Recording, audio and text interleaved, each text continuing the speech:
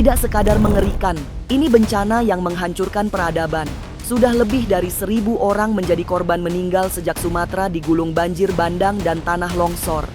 Dan, di saat bencana Sumatera masih meninggalkan bekas duka lara, bencana susulan akan terus terjadi. Sumatera belum bisa terbebas dari bencana. Tapi tidak hanya Sumatera, Jawa juga akan dihantam bencana besar. Mulai dari banjir, pergerakan tanah, gunung meletus, hingga tsunami yang mengerikan. Lalu seperti apa gambaran bencana-bencana yang menggemparkan itu? Mungkinkah Pulau Jawa akan retak dan patah? Bagaimana dengan tempat-tempat lain? Mungkinkah juga akan dihajar bencana alam? Masa depan memang misterius dan penuh tanda tanya. Tak usah menerka-nerka, karena was-was akan menerawang kehidupan selebriti, serta mengungkap asmara, karir, dan peruntungan.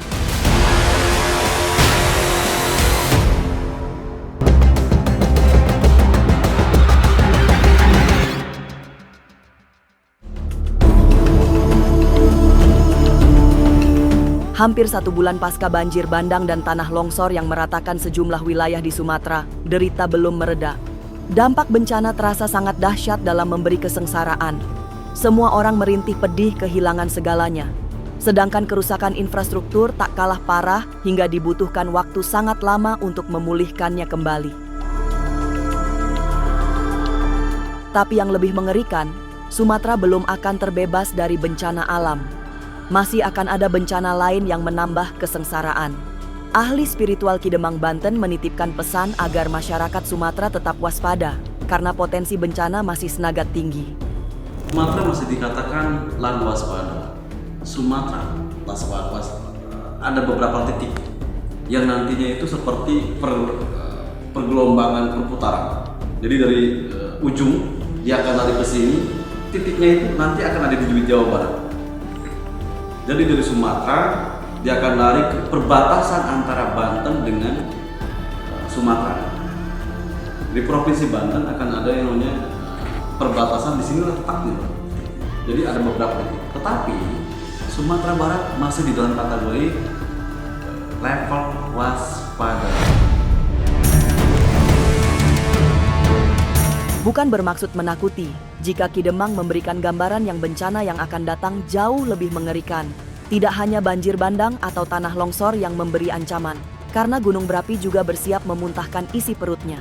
Unsur angin juga punya peran membuat semua berantakan. Ada suara bergemuruh datang dari air, angin, dan tanah yang bagai ingin mengombang-ambingkan Sumatera. Alam Sumatera seolah sedang meradang, sehingga banyak mengirimkan bencana-bencana menakutkan. Alam yang mana masih menghantui di wilayah Sumatera akan ada dampak besar yang sangat lebih besar dari ini. Ini saya bukan mendoakan, tetapi saya banyak mendengarkan suara gemuruh angin, air, tanah. Mereka itu udah kayak pengen mengumbang ambing gitu tentang lokasi. Saya bilang kenapa kok bisa seperti ini, seperti itu. Oh ternyata mereka menunggu waktu yang tepat dan yang pas. Alam juga hidup, gunung hidup. Gunung itu adalah bahasa kitanya, ini adalah bahasa tingkatan tunggal, hiang, tinggi, harapan besar. Tetapi mereka dihancurkan. Tetapi mereka juga pengen hancur juga, melebur untuk orang-orang yang ada di wilayah sana. Tapi hati-hati, tidak hanya bumi Sumatera yang sedang dipanggang bencana. Sebab Pulau Jawa juga rawan disapu banyak kejadian alam yang mengerikan. Banjir bandang dan tanah longsor hanya salah satu yang bisa membuat semua rata dengan tanah. Tapi yang lebih dahsyat, akan ada gunung berapi yang mengeluarkan lahar panas berapi-api. Beberapa daerah yang disebut Kidemang harus meningkatkan kewaspadaan. Kebanyakan berada di wilayah Jawa Barat, selain ada Sulawesi dan tempat-tempat lain. Sulawesi Tengah. Di sini masih dikatakan S. Nanti lari ke B. Simbolnya itu adalah S dan B. Itu akan terus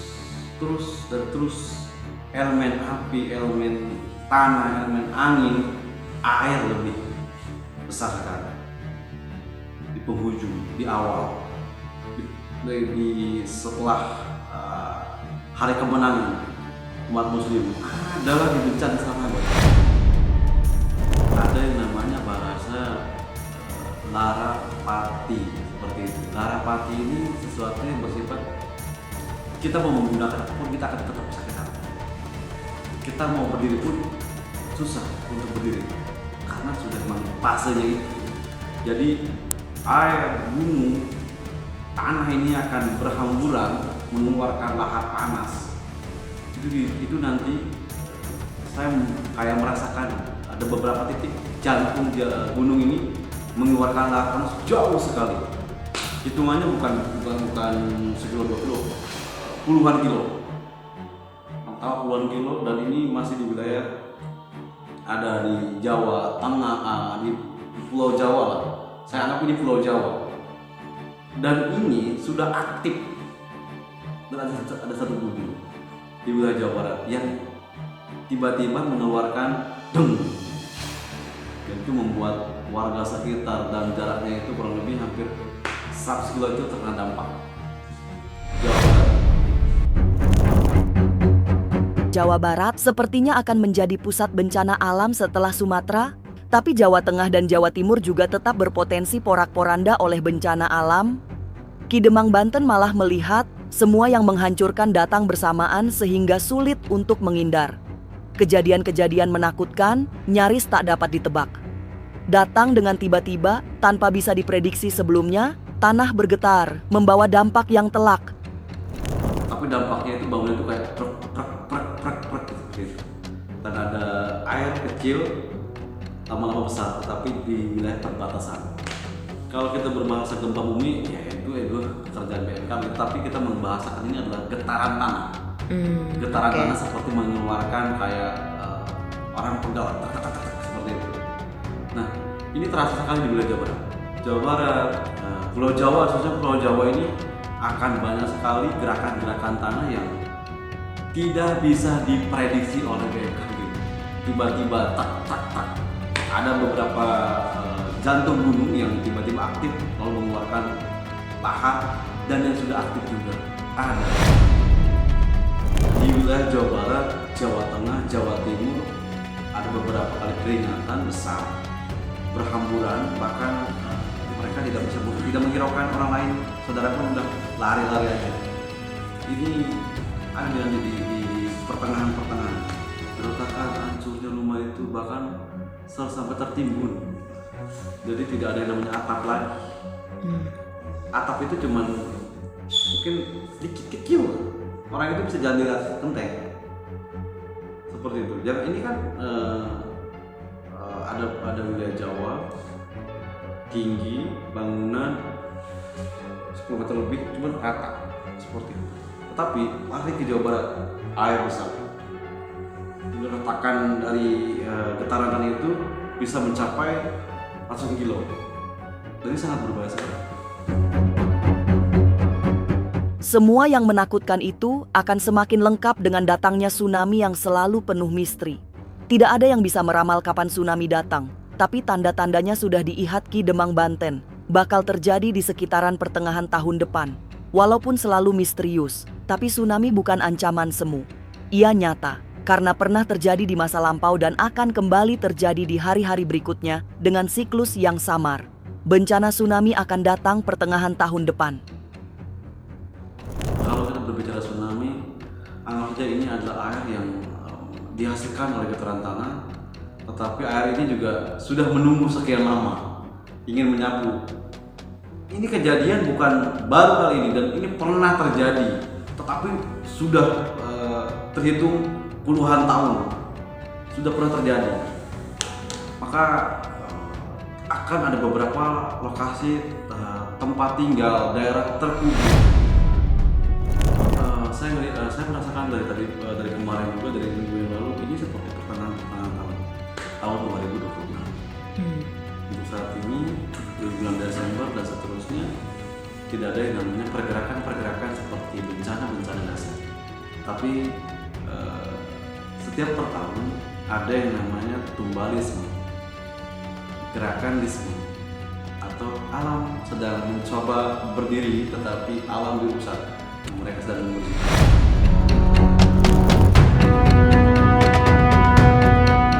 Tapi benarkah bencana besar yang menimpa Sumatera membuat masyarakatnya mengalami trauma berat. Mengapa di masa depan Sumatera belum bisa bebas dari bencana?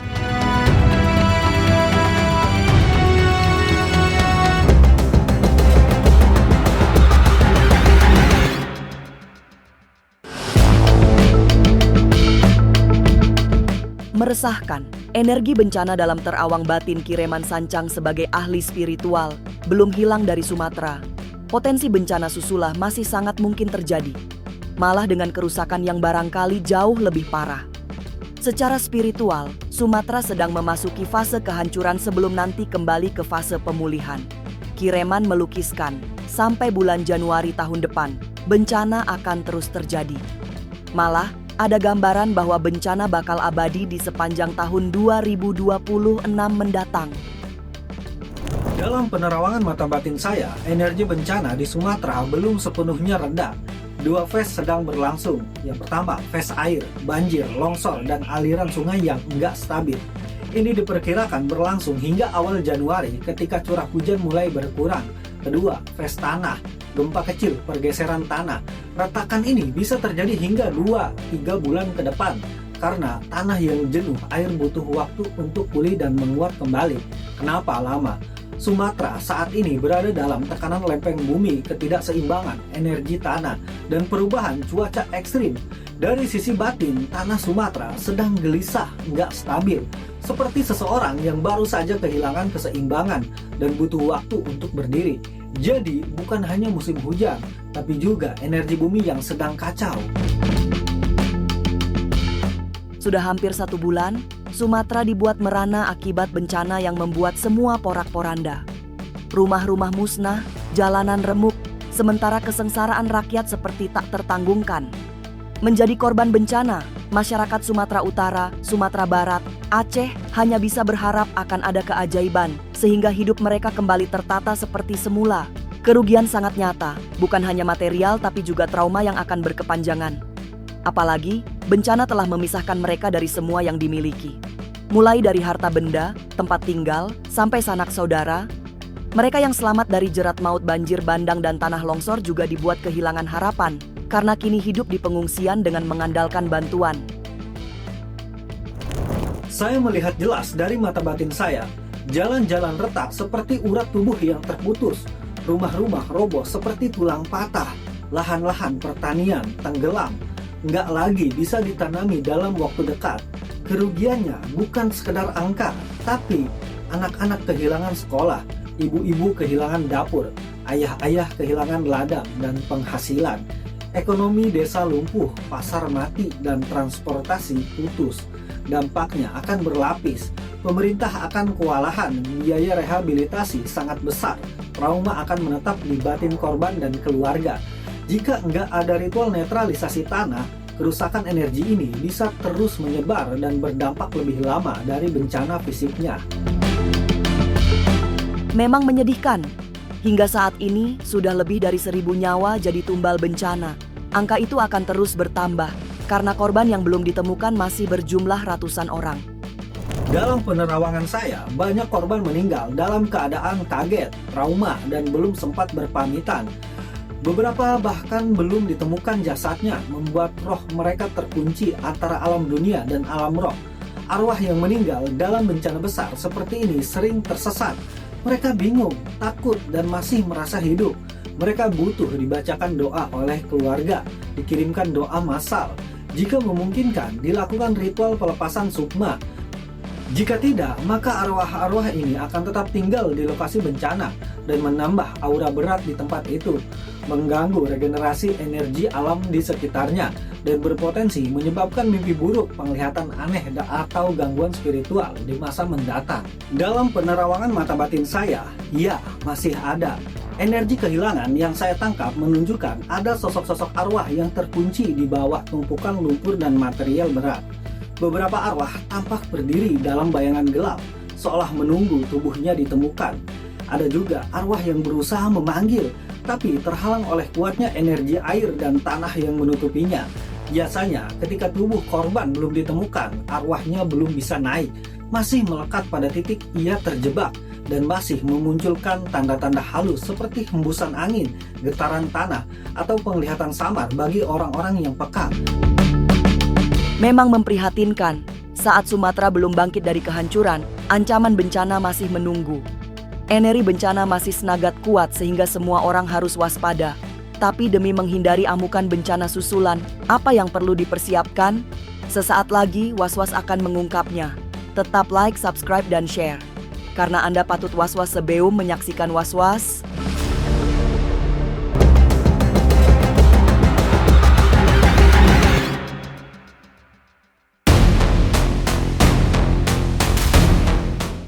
Sebaiknya memang berhati-hati. Bencana masih berpotensi memberi ancaman karena Sumatera belum terbebas dari energi bencana.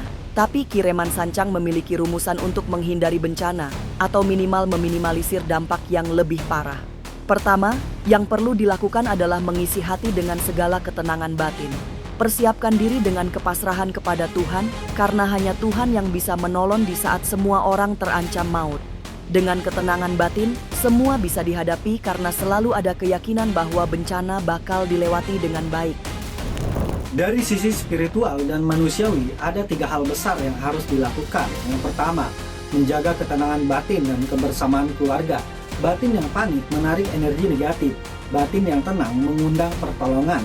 Selain bantuan fisik, keluarga harus saling menguatkan.